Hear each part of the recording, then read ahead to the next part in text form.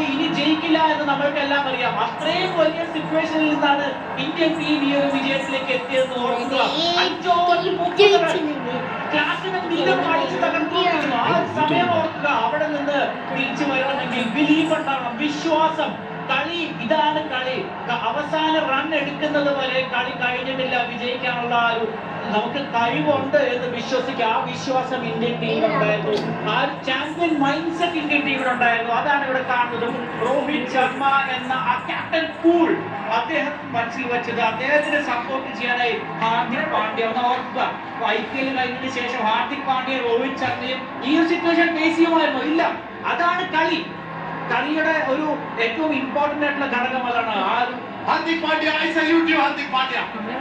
IPL Mumbai ഇന്ത്യൻസിന്റെ captain, ഒരുപാട് criticism നേരിടേണ്ട Hardik Pandya. What visuals! Indian ടീമിന്റെ ക്യാപ്റ്റനും വൈസ് ക്യാപ്റ്റനും അവർ ആരെങ്കിലും നിൽക്കുമ്പോൾ truly emotional